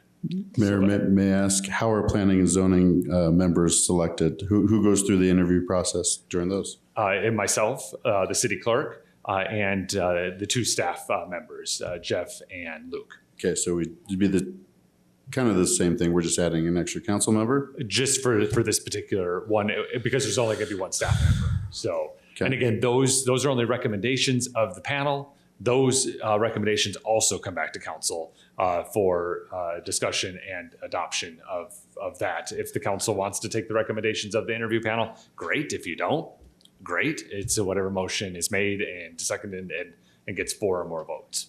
So just to clarify, and this is for the city attorney as well, so it will be treated as if it's like, we can use the P&Z as an example. So they'd be meeting here, city attorney will be here, the 5 board members are bound by open meeting laws. Everything that comes, the presentations will be done in the open public forum environment. Just making sure it's similar to that. So so everything will be open to the public, the process.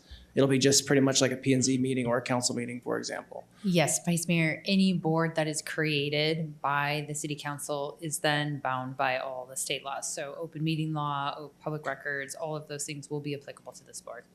Perfect. Thank you.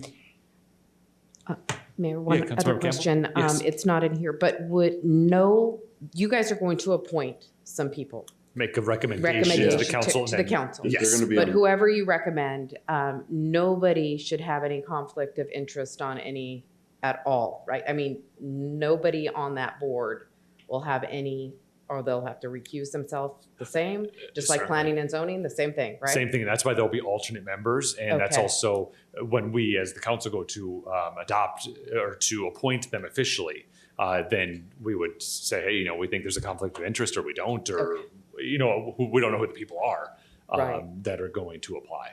Yeah, So that makes great sense. Thank you. It is hard to not have conflict of interest because all the good people that are involved in a lot of the community stuff. So if we find a really good person that's not involved, it's so that, I imagine that would definitely come up in some area. But that would only be based on us giving them income. For instance, somebody from the Catholic Yes. Charities probably could sit on this board as long as they don't want $1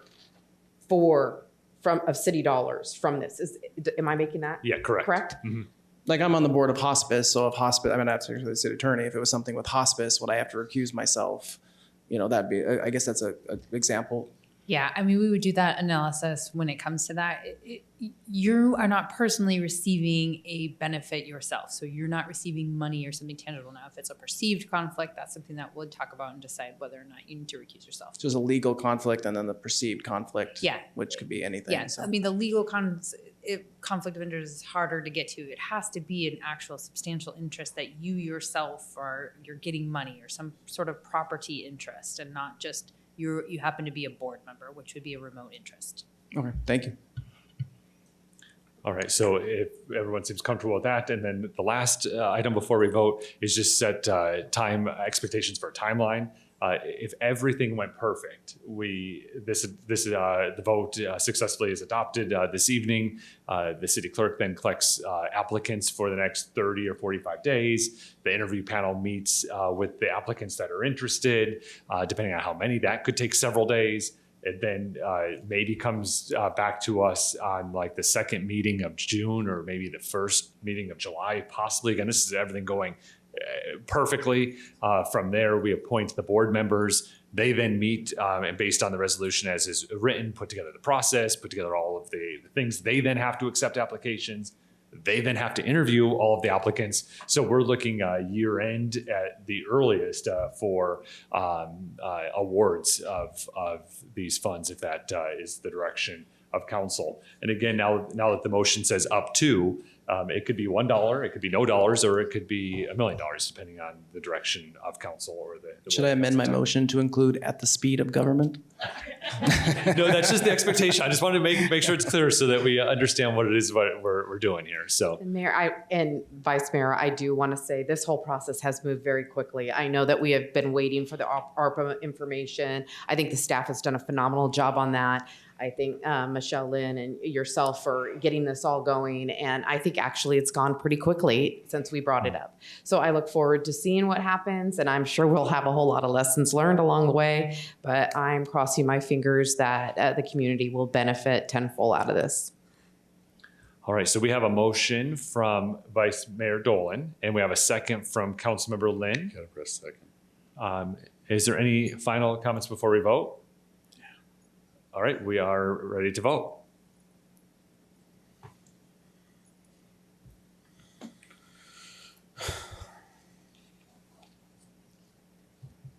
Motion carries 5-2. Thank you. Item 8.6 is adopt resolution number 22-3575, approving the intergovernmental agreement with the Arizona Department of Transportation for the administration and construction of improvements to London Bridge Road. Mr. Sloan. Good evening, Mayor and Council. This project is designed and constructed by ADOT using FHWA funding. It's to provide dedicated bike lanes along London Bridge Road, which would include striping, signage, and potential lane narrowing where it is appropriate.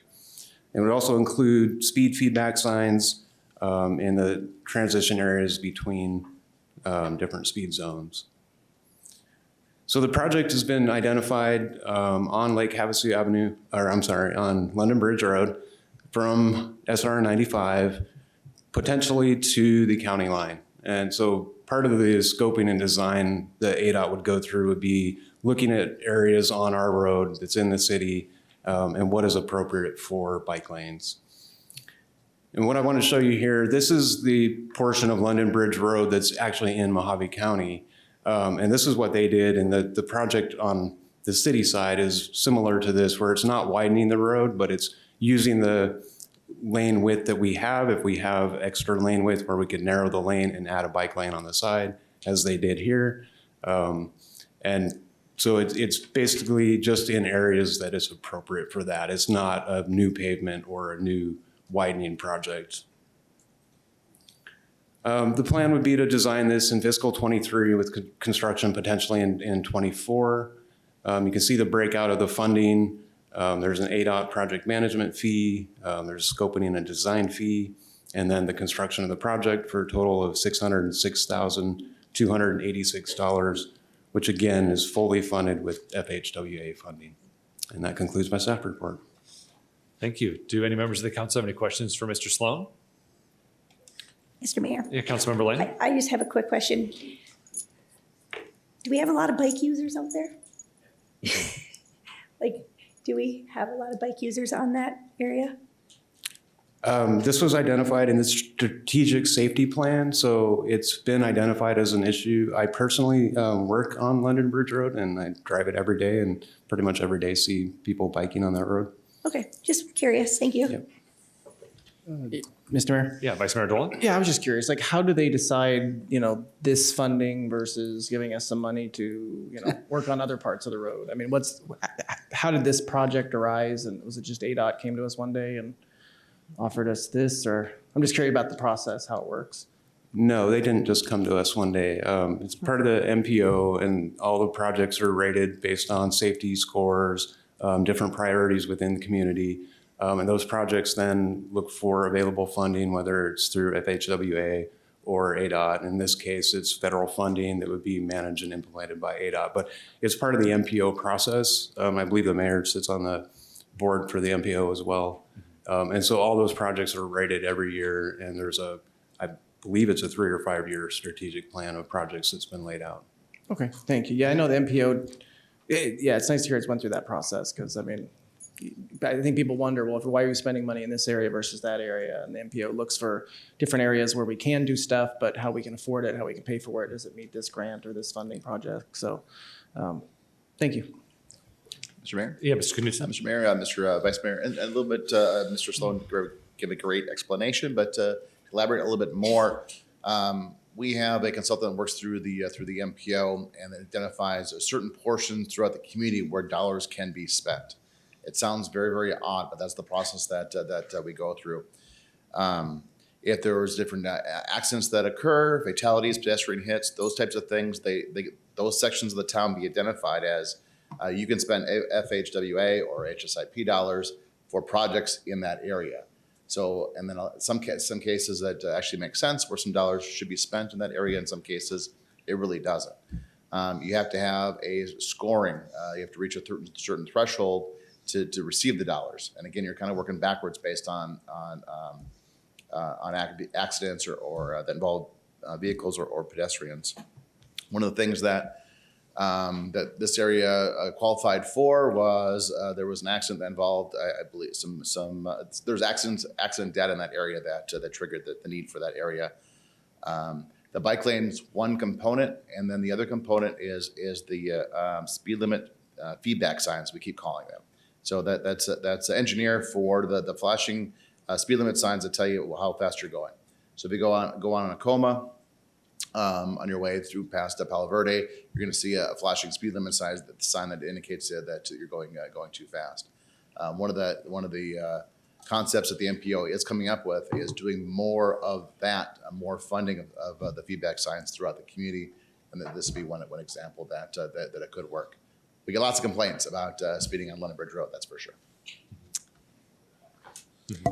Mayor. Yeah, Councilmember Moses.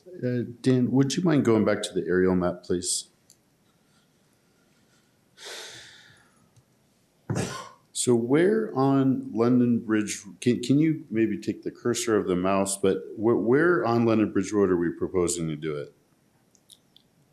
The project scope actually goes from where it connects to SR 95. Yeah. And it can go all the way up to the county line. So the individual areas are going to be where the opportunities are. There's some areas that are 4-lane with a center turn lane that are just not going to be able to add a bike lane on there. But in a couple areas where we definitely have 15-foot wide lanes, we may be able to reduce those to a standard 12-foot lane and have a 3-foot bike lane on each side and just restripe those. I mean, is it really that beneficial to have spotty bike lanes throughout a street? It's not the best solution, but because I can, so this little S curve over here, I drive it every single day, and it's like I could barely do it with 2 cars. You know what I mean? Most people use both lanes to make that curve. Correct. Not me. Yeah. I agree, and then that's definitely an area that probably would not get the bike lane. And so they're going to identify the appropriate areas for it. Again, you can see when the project was scoped based on the budget that this is not a road widening project. This is not a new asphalt project. So the budget doesn't allow for that. Will these bike lanes tie into anything? Again, I showed you the picture on the Mojave County side of London Bridge Road. They've done a similar thing. I drove that today, and there's they have it striped where they can for bike lanes. Okay. Yeah, Councilmember Lynn. Mr. Mayor, I have a question for Kelly. By putting in these bike lanes and then making it, I guess, biker friendly, and if there was to be an accident or something because of those bike lanes, is that any type of liability that would be back on the city? I don't want to go too far into detail, but we're making these changes based on a safety plan recommendation by a consultant. And so right now people are using those spaces without these safety precautions. And so the whole purpose is to be able to provide some areas. Now it may not be continuous, but at least it provides some areas of safety in that space. Yeah, Councilmember Campbell. And Mayor, keep this visual up, because here I'm going to go. I'm a visual. I see the whole city from a scope way above, and I would love his expertise on this. As you look at Highway 95 and you see the intense congestion that we are already getting, town is growing for sure. And somewhere along this road here, we're having connection, if I understand correctly, for the possible second bridge. Where would that be located on this map? Like, where's our land that connects to, on this side? If you could please show me that. Right about there. Okay, yeah, right up there, right there, right. My concern is, with my design and development mentality, says that this highway that used to be a state highway, wasn't it? The London Bridge Road was the original highway into Lake Havasu City, correct? Years ago? Wasn't it Route 66? No. Yeah, I do not. I Okay. do not know the answer to that. Okay. My point is this. On a developer's view, what I love is if this Highway 95 gets highly, highly congested, my only solution to assist us with traffic would be widening and expanding this whole London Bridge Road. Obviously, as you're coming from out of town into town, with your boats or whatever to get on the island to get the congestion off of Highway 95. I hate to see us spend $600,000 on a bike lane when this may be the potential second way in and out of Lake Havasu City. Not in and out of Lake Havasu City, but getting traffic off of the main 95. Another reason why I say that is every great developer loves these concepts, because all this retail that you see in the middle of this, if it has 2 accesses in, one from 95 and one from London Bridge State Route, of whatever you want to call it. Maybe it's a little bit wider, it's just expanded upon. The last thing I would like to do is spend $600,000 on a bike lane with the potential of that being our second location to relieve traffic, to get us to the second bridge. I feel that we're just throwing money out there without actually looking at the whole picture. I don't know why, and I look at things completely different. We all know that. I've been on council for a year, and I think differently than everybody else. But I see this as a second location for us to access roadways for driving. Yeah, so to Mr. Knutsen's point is some of this is also traffic calming. So it'll make the roads, the lanes skinnier, which slows down traffic, and then with the traffic feedback signs. So in addition to the bike lane, it's really about the traffic calming for the complaints we get on speed. Is one of the real benefits as I see it. The bike lane in certain spots is a bonus if that can happen. But any other comments or questions before we open the public hearing? Mr. Mayor. Yeah, Councilmember Lane, and then we'll go to Vice Mayor Dolan. Sure. I'll just, I sat on the MPO board at the time that all this happened, and this was started, as Mr. Knudsen talked about 4 years ago. The Metropolitan Planning Organization did a bicycle and pedestrian safety plan for the entire city of Lake Havasu City. And what they determined was on Lake Havasu, or London Bridge Road, that was where a lot of bicycles were being used, but people were getting hurt, that there was data to back this up. Is it the right place to put a bicycle lane? I think that's part of the scope of this, is we would be looking at whether or not we do want a bicycle lane or we do not.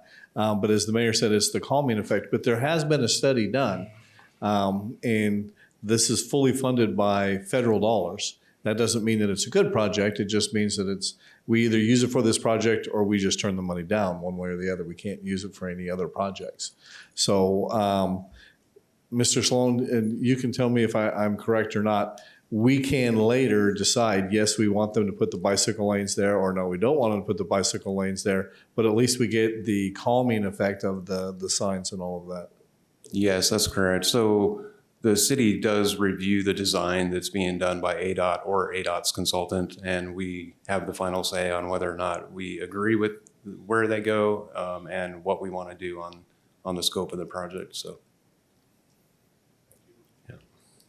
Do you have a follow-up question to that? Otherwise, Yes, I do. Okay, yes. And sitting on the MPO board, I understand that we have actually pushed a whole bunch of projects down the road so that we can combine them into one great project. I wasn't here on it 4 years ago. There's a lot of things that have changed in 4 years in our city. So again, we have a beautiful bike path right up on the highway. I'd like to preserve that. I mean, that's my opinion. And now sitting on the RTAC, as I was in a meeting yesterday, I understand there's a whole lot of projects that have been pushed back with the intention of holding on to them to do something grander. And if that's the case, I'd love to see the $600,000 fall into that. I would love to see, if it's possible, maybe the signage to slow people down until we eventually get to that point where we might need to use that as a second in, out with our boats, whatever, when that time comes. That's my opinion. Yeah, and before we go to Vice Mayor Dolan, as Councilmember Lane said, Councilmember Campbell, if it's not used for this, it's not used at all. Like the federal funds are for this only. And if we don't use these dollars, we can't reappropriate them to another use other than this specific use when it's coming through the MPO this way. But weren't they just doing that? We just pushed a bunch back. That was in the plan. They moved and saved money. That was talking about actually Highway 95, the synchronization of the lights in that project. But that was, you can move it within the tip. And we're getting very technical now, but we can move it within the tip on the plan. This has already been there and been identified, as Councilmember Lane had said. So that if it's not this project, it's no project. Okay, thank you. Yeah. Vice Mayor Lane, Vice Mayor Dolan. Yeah. I'm okay with the intergovernmental agreement. I would like to see it, come back to us. I'm not an expert. I'm not going to pretend to be. I mean, I don't necessarily like the idea of, bike roads and out there, but I mean, if there's already the traffic and it's being used, I mean, Havasu is a very active community and there are a lot of bikers, and I mean, I get it. It just doesn't make sense to me that if people are speeding, then we'll just push the bikers closer to them and that'll slow them down and solve safety. But I'm not an expert, but so like I said, I would like to see it come back and see, what they present and if it does make sense and if it's too tight and then if we could just do the speed abatement and then not do the bike lane. If the bike lane's not safe, I just hate that we're kind of cramming it in there. So that's just my thoughts. Mr. Mayor? Yeah, Vice. Are they going to have to shut down this road at all to do this striping? Most likely not, since it's beyond the shoulder. It'd probably get reduced to one lane of traffic at times, but it's just a grinding and restriping project, basically. Okay. I understand that it's not costing the taxpayers any money, but to me, I just think that putting this bike lane here is a safety issue. It's a super narrow road, and the people do speed there.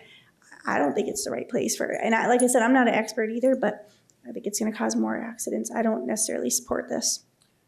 Yeah, and again, the city staff is going to have the opportunity to say yes or no to that. So we will still be getting and if they say no to the bike lanes, obviously the cost associated with that would be adjusted as that cost would be there. But we still would get the traffic calming measures, and we still would get the speed feedback pieces, which are elements that we have on London Bridge Road. But Right, this is a public hearing. Would anyone Mr. like- Mayor, I'm sorry, can I just Councilmember ask one more question? The traffic calming measures, are that with the striping, we're gonna get that? You get that with making the width of the lane smaller, and you also get that with the traffic feedback signs. But we're not gonna change the speed limits out there. No, that's not in this plan.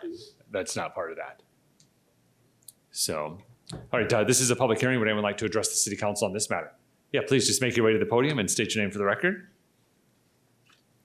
Hi, Christine Simmons again. I really don't like bikes on the same road as big trucks, big cars. I like a separate bike lane that parallels and the bikers are there and maybe it could loop around and they could do it a couple times, but a separate bike, not on the same road. There was a couple that were riding, I think they were on 95, and a young girl, 19, I think she was texting or changing her radio, didn't even see them and plowed right into them. The bikers don't have a chance with the cars and the trucks and the boats. And then they're developing out there. There's more and more housing going out there, which means more traffic. So I'm all for a separate bike lane. I'd love to see a Sarah Park too. You know, we really need a Sarah Park too, out in that area, way out there, where people could bike and hike and even shoot. Hey, what do you think?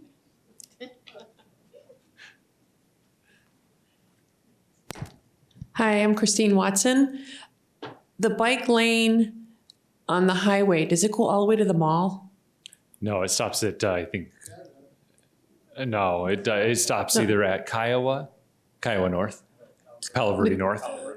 Because the clients and stuff we see, the more homeless people that are being homeless, we have a lot more bikers and they bike into town.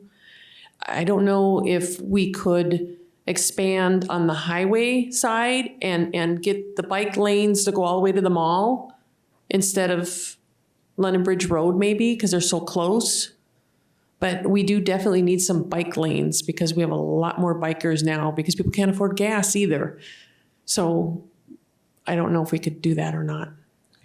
Yeah, no, that's a part of, we had some of those discussions with the repave of ADOT. There's not enough money in the allocation for that. And there's also some really crazy topography from North Palo Verde to basically, to Lowe's. And then it just makes it very difficult. But great point. Any other questions or comments? All right, we'll go ahead and close the public hearing, bring it back to council. Councilmember Lane? Yeah, I just have a comment because I think we kind of got lost here. We're not saying that we're pushing bicycles down onto London Bridge Road. What we're saying is the study showed they're already using London Bridge Road. As Mr. Sloan said, he sees them out there every single day. We're trying to make it safer for the ones that are out there that are already using the road. Not that we're saying, hey, we're going to put these bike lanes in so everybody come on down here and use them. What we're saying is, look, they're already out there. Let's try to make it as safe as possible for the ones that are already using it. So thank you with that. And one more concern on my point too is the asphalt road that I see driving out there too. Once you start shoving the bike lanes on the side over there, it's even rougher. And I'm sure this doesn't include a whole mill and fill and paving and nice and smooth for the bike riders. So I'm more concerned about some cracks, some asphalt issues, the safety of the bicyclers, encouraging people that we're building a bike path that everybody could feel safe on. I just feel uncomfortable about that, but I'm definitely okay with slowing people down and doing what we can do there. Do we have a motion? I'll make a motion. Okay. I move to adopt resolution number 22-3575, approving the intergovernmental agreement with ADOT for the administration and construction of improvements to London Bridge. Second. All right, we have a motion from Councilmember Lane. We have a second from Councilmember Moses. Okay, Councilmember Moses. Yeah. You said it, right, Vice Mayor Doyle? He doesn't know how to use his computer. Oh, hey, I just want to make sure my hearing's correct. I'm like, what is happening here? Yeah, all right, so we have a motion from Councilmember Lane, a second from Councilmember Moses. Any further discussion? All right, we are ready to vote.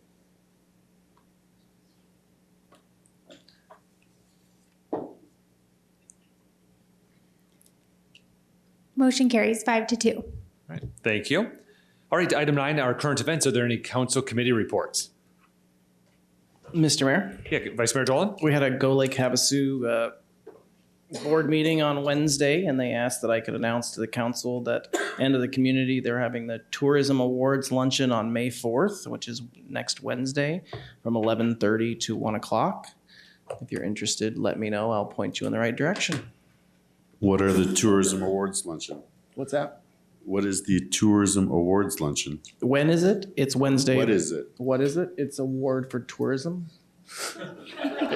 It's during the annual. I didn't get my invite, so I guess I'm not getting an award. I mean, who? Well, I'm new to the board, but I'm assuming they're going to get awards in some sort of tourism fashion. You were on the board last year. Didn't you discuss it? Oh. They said it was your idea. Okay. Yeah, it's the annual Tourism Week. They do a celebration of tourism for the National Tourism Week, and there's nominations that people can fill out for. I believe there's 3 award categories that they announce at this luncheon. I think like top vice mayor or something like that. Yeah, I don't know. Yeah. Outstanding council person. Yeah. So go and find out. I think it's worth looking into. So that's all I have. Thank you, Mr. Mayor. Thank you. Any other council committee reports?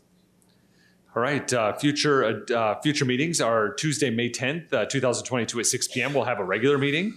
And then on Tuesday, that would be Thursday, May 12th, 2022 at 9 a.m. We'll have a budget work session. So we have our next meetings on Tuesday, May 10th, 6 p.m. regular meeting. Thursday, May 12th at 9 a.m. the budget work session. And then on Tuesday, May 24th at 6 p.m. we'll have a regular meeting. Any future discussion items? Motion, or I'll entertain a motion to adjourn. So moved. All right, we are adjourned, everyone. Thank you for joining us. Be kind. We'll see you next time.